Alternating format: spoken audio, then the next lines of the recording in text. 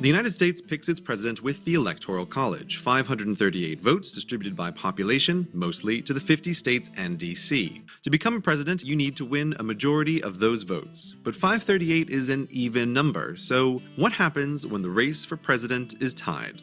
Don't worry, there's an 18th century solution to the problem. If the Electoral College is tied, the House of Representatives breaks that tie. As the name implies, the House is filled with representatives from each of the states. The more people in a state, the more representatives it has, and there are 435 in total. Thankfully, an odd number and a guaranteed tiebreaker. Except, there's a catch. Each representative doesn't get one vote, it's each state that gets one vote. So Florida's 27 representatives have to decide amongst themselves who to support before casting Florida's one vote to help break the tie. Meanwhile, thinly populated Alaska's sole representative has only to consult himself before casting Alaska's vote. This is an incredibly disproportionate system because just 10 states, California, Texas, New York, Florida, Illinois, Pennsylvania, Ohio, Michigan, Georgia, and North Carolina, contain more than half the population of the United States but get only 20% of the votes if the race for president is tied, and the other 40 states with less than half the population get 80% of the votes. While an exact tie is unlikely, this system is also used if there are more than 2 candidates for president and none of them gets a majority in the Electoral College, which is exactly what happened when 4 candidates ran for president in 1824. Andrew Jackson got the most votes from Americans and the most votes in the Electoral College, but not a majority, so the race was turned over to the House of Representatives voting as states, who picked John Quincy Adams instead. In a modern America with more states, a 3-way race can have horrifically disproportionate results. Consider a third-party candidate who loves the small states and who the small states love in return. He gets the fewest Electoral College votes, but enough to ensure that neither of the 2 more popular candidates gets a majority, so now the House decides the winner. And those 26 smallest states, representing just 17% of the population, can pick their man as president, even though 83% of Americans didn't vote for him. It's unlikely, but it really shouldn't even be possible.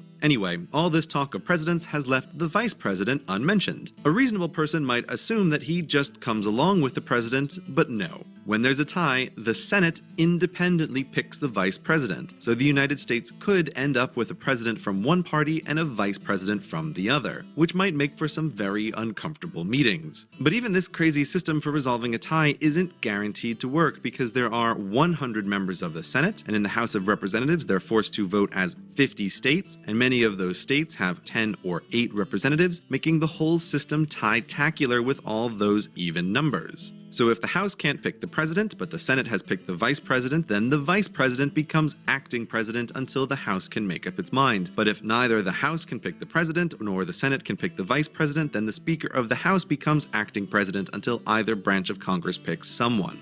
And that's how the United States would resolve a tied race for president, though it might be faster and more fair to just flip a coin.